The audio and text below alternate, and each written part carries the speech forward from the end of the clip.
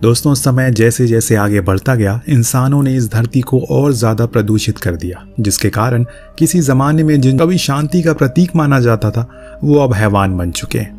जंगल का राजा अब शेर नहीं बल्कि एक हिरन है। जी हाँ, आपने सही सुना। कहानी की शुरुआत होती है माया नाम की औरत को दिखाते हुए, जो अपने बेटे बेंजी के साथ अपनी माँ के पास जा रही है। हालांकि वो ऐसा पहले भी कई बार जाने की कोशिश कर चुकी है, लेकिन हर बारी उसके पति ने उसे रोक दिया। लेकिन इस बारी उसके कहने पर वो नहीं रुकी और निकल पड़ी, क्योंकि उसे अब अपने माता पिता से मिलना जो था। देर रात कार ड्राइव कर रहा उसका ड्राइवर नींद का शिकार बन जाता है, जिसके कारण कई बार वो हादसे से पीड़ित होते होते बचते हैं। इतने में बेंजी की तबीयत खराब होने लगती है। माया ने थोड़ी देर कार को रोकने को कहा और खुद अपने बेटे को बाहर लेकर आ गई।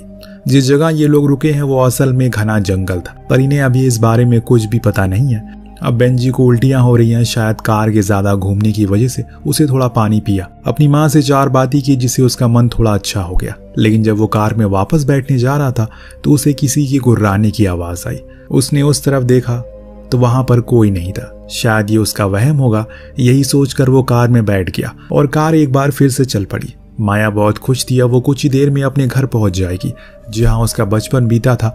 लेकिन उसे इस बात का कोई अंदाजा नहीं था कि आज जो कुछ भी होने वाला है वो शायद उसकी जिंदगी का सबसे भयानक पल बन जाएगा। उनके जाने के बाद हम उसी जगह पर एक अजीब से जानवर को देखते हैं, जो उन्हीं की कार को घूर रहा था। ये दिखने में बहुत ही विशाल होता है। यहाँ अभी भी ड्राइवर ठीक तरीके से कार चला नहीं रहा है, जिसके चक्कर में उसे अपने सामने खड़े जानवर को नजरअंदाज कर दिया और उसी में कार को भिड़ा दिया। उस जानवर को तो कुछ नहीं हुआ, बल्कि इनकी कार उल्टा पलटी करके जंगल में आ गिरी, पर किसी को कुछ खास चोट नहीं आई। सब सुरक्षित है। लेकिन तभी माया की नजर पड़ी बाहर खड़े एक जानवर पर, जिसके पैर किसी हिरन जैसे लग रहे हैं, पर एक आम हिरन सिर्फ उसके पैर जितने बड़े होते हैं।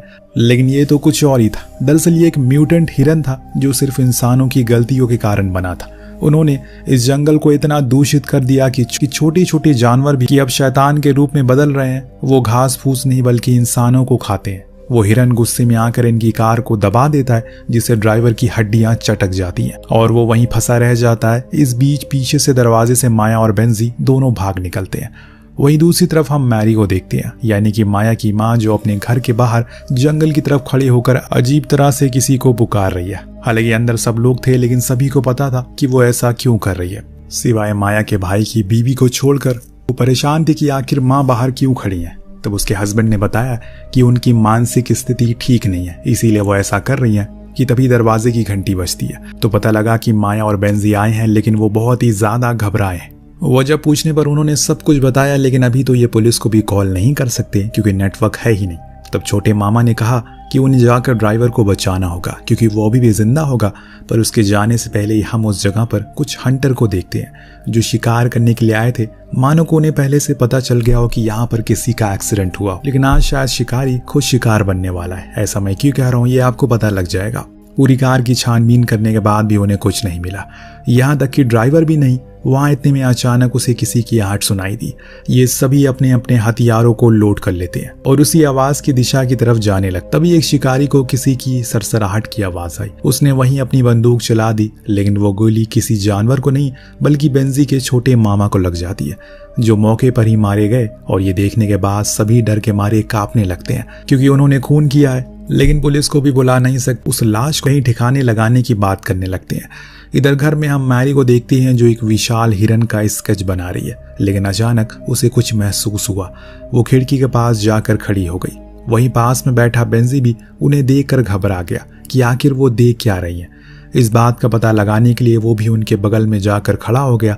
इतनी में अचानक से एक मरा हुआ पंछी उनकी खिड़की से आ टकराया, जिससे वो डर गए और फिर बाहर लॉन की लाइट भी जलने बुझने लगी, जिसमें हम एक परछाई को देख पाते हैं। ये वही विशाल हिरन था जिसकी ड्राइंग मैरी बना रही थी।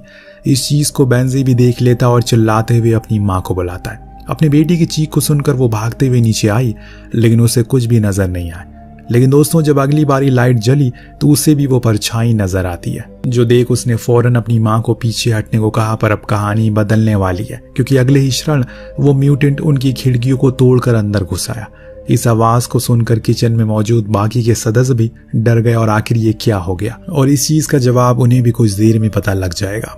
जब लिली को अंधेरे से आते हुए वही म्यूटेंट दिखा, जिसके कारण जितने भी लोग थे सब इधर उधर भागने लगे। जहाँ जिसको जगह मिलती है वो वहीं छुप जाता है। जैसे कि लिली जो कि बाथरूम में छुप गई, पर न जाने क्यों उस म्यूटेंट को उसे कुछ ज्यादा ही लगाव था। वो उसी के पीछे बार बार आया जा रहा है, यहाँ तक कि बाथरूम में भी वो घुस चुका है।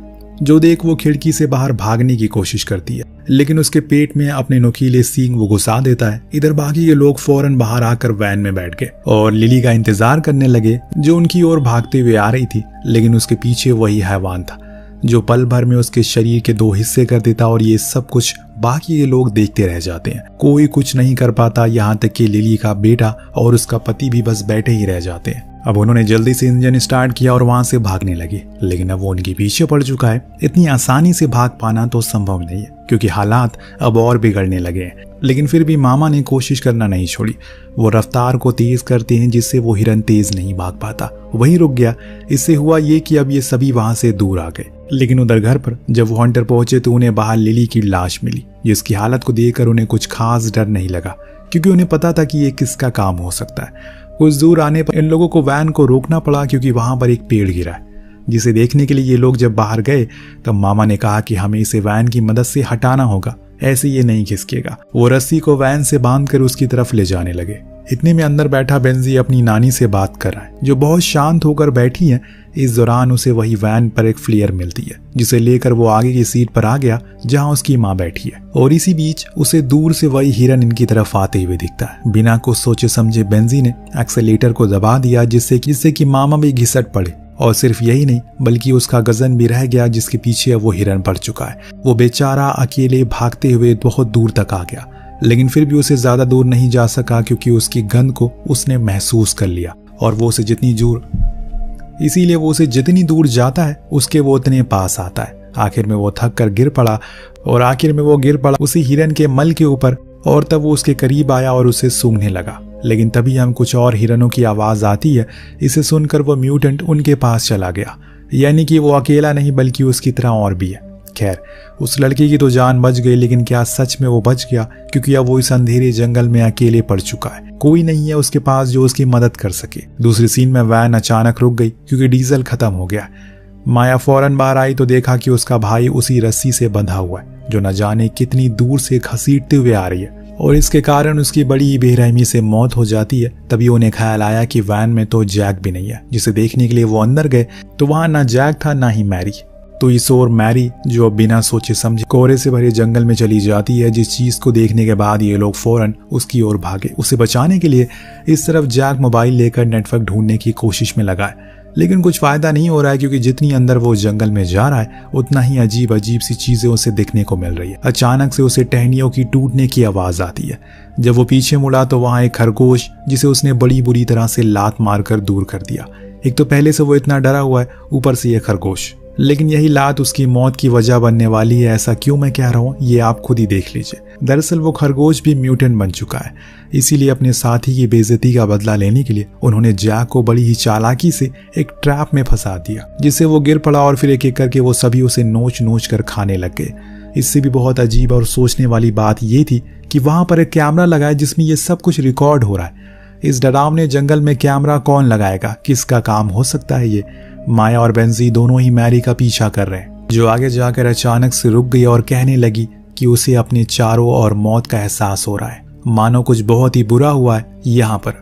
और तब जब वो मंजर देखने को मिलता है, उसे सभी के रोंगटे खड़े हो गए। दरअसल उस जगह के चारों ओर सिर्फ कंकाल और इंसानी ताजी लाशें पेड़ से लटकी थी, जो देख ये सब खौफ में आ जाते हैं और भागने लगते हैं। शुक्र है कि इन्हें कुछ कदम आगे जाने पर रोड मिल गया, जहां से एक कार गुजर रही थी, जिसके अंदर बैठे लोग इन्हें देखकर रुक जाते हैं। ये वही हंटर थे जिन्हें हमने शुरुआत में देखा था। उस ग्रुप का लीडर इनकी पूरी बात सुनता है और कहा कि हमें तुम्हारे घर जाना पड़ेगा, जहां से हम पुलिस को कॉल कर सकते हैं। तो वो भी मान गई, लेकिन उससे पहले ये लोग उसी जंगल में बने शेड पर रुके। लीडर ने बाहर आकर आवाज लगाई तो अंदर जामी बाहर आया। ये था माया का पति। जी हाँ, जिसे देखने के बाद वो दोनों ही हैरान थे, वो यहाँ पर क्या कर रहा है? क्या यही उसकी बिजनेस ट्रिप है? दरअसल दोस्तों, ये हंटर उस म्यूटेंट जानवरों को कैद करते हैं, फिर उसे अपने साथ शहर लेकर जाते हैं, जिसके लिए उन्हें काफी पैसे मिलते हैं, और इसी के लिए आज वो उसी विशाल हिरन की फिराक में है। इन सब में जामी भी था, जो माया पर चिल्लाता है कि मैंने कितनी बार मना किया है अपनी माँ के घर मत जाना, लेकिन तुमने मेरी बात नहीं सुनी। माया ने उसकी बिजनेस ट्रिप का हवाला देकर बहस छेड़ दी और अपने माँ बाप को लड़ते देख बेंजी शर्ट से बाहर भाग गया। उसने देखा कि 2 लोग एक हिरन के बच्चे को कैद कर रहे हैं। इन सब में जामी भी था जो माया पर चिल्लाता है। अब माया को जब पता लगा इन सब चीजों के बारे में तो वो भागते हुए मॉनिटर रूम में गई। फोन छीन कर पुलिस को कॉल करने लगी, लेकिन जो हंटर का लीडर था वो उस पर बंदूक तान देता है। कहता है कि अगर तुमने ऐसा किया तो भारी नुकसान हमें चुकाना पड़ेगा। इस बीच माया को बेंजी का ख्याल आया। वो बाहर ही था, लेकिन जब वो बाहर गया तो वहां वो था ही नहीं। इस चीज को देखकर उसकी हालत खराब होने लगती है, क्योंकि उसे अपने बेटे की फिक्र जो होने लगी थी। पर बेंजी तो उन दोनों शिकारियों का पीछा कर रहा है जो उस हिरन के बच्चे को ले जा रहे हैं, जिसमें से एक जब टॉयलेट के लिए रुका तो उसने देखा कि उसके पीछे खड़ा है। अब जब तक वो अपने साथी को बुला पाता तब तक उसके शरीर के 2 टुकड़े हो चुके थे। इधर उसका दोस्त काफी देर तक उसका इंतजार में खड़ा खड़ा थक जाता है और इसीलिए वो उसे ढूंढने के लिए चला गया। उसके पीछे से बेंजी ने उस हिरन के बच्चे को पिंजरे से आजाद कर दिया।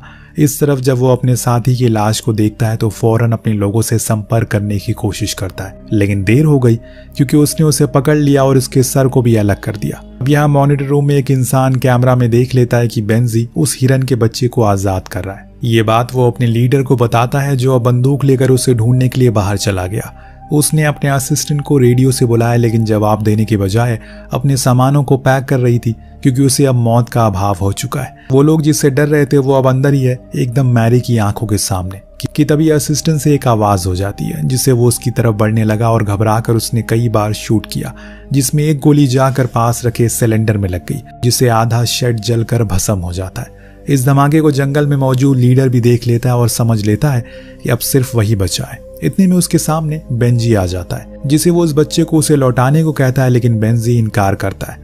तभी वहां पर उसके माता पिता भी आ गए, जिन्होंने बेंजी से उस हिरन को देने को कहा, लेकिन वो फिर भी नहीं देता। तभी न जाने कहां से वही विशाल हिरन आता है और उस लीडर के शरीर को उड़ा देता है, जिससे वो मर गया। बेंजी का पिता भी भाग गया। अब सिर्फ बची है तो माया और उसका बेटा बेंजी, और उनके सामने था वो म्यूटेंट हिरन, लेकिन वो उन्हें कुछ कहता नहीं क्योंकि उनके पास उसका बेटा था जिसे बेंजी ने बचाया था। अब वो मारे जाने से अनजान नहीं है, लेकिन उसने नरमी दिखाई और अपने बच्चे को अपने करीब कर लिया। दरअसल दोस्तों, ये सब कुछ जंगल की कटाई के कारण हुआ है। उस दौरान इसी हिरन की मां को उसके सामने ही कुछ शिकारियों ने मार डाला। फिर कई सालों तक कुछ अरबपतियों ने अपने फायदे के कारण इस जंगल की नदियों में एक खास किस्म का केमिकल छोड़ा, जिस पानी को पीने के बाद ये सब ऐसे हो गए। लेकिन दिल के किसी कोने में आज भी उस हिरन के अंदर अपनी वो कोमलता है जिसके लिए वो जाना जाता है। उसने उन दोनों को कुछ नहीं कहा और वहां से जाने लगा, परंतु तभी एक गोली आई और उसे लग गई, जो किसी और ने नहीं बल्कि उसी हंटर के लीडर ने चलाई थी, जो कि अभी जिंदा है। लेकिन इससे पहले कि वो इन दोनों को कुछ करता, एक और गोली आई और इस बारी लगी उसी लीडर को, जिसे चलाया था मैरी ने, जो अपने पोते और अपनी बेटी की दरियादिली देखकर बहुत प्रभावित होती है। लेकिन अब दोस्तों, वो म्यूटेंट हिरन मारा जाता है क्योंकि उसका शरीर पर कई प्रकार के घाव बन चुके हैं। उसका नन्हा सा बेटा अपनी माँ के पास खड़ा उसे मरा हुआ देखता रह जाता है और कुछ नहीं कर पाता। अब उसके पास, क्योंकि वो अकेला पड़ चुका है इस घिनौनी दुनिया में, जहाँ पर जानवर जानवर की तरह नहीं बल्कि इंसान जानवरों की तरह बर्ताव करते हैं और सिर्फ अपने फायदे के लिए किसी भी हद तक गिर सकते हैं। कहानी के अंत में हमने देखा कि बेंजी के पिता पर उसी म्यूटेंट खरगोश ने हमला किया, जिससे वो मारा गया, और कुछ इस तरह से इस कहानी का यहीं पर अंत होता है। आपको कहानी कैसी लगी हमें कमेंट करके जरूर बताएगा। मिलते हैं अगली वीडियो में। Thank you so much watching. Peace out.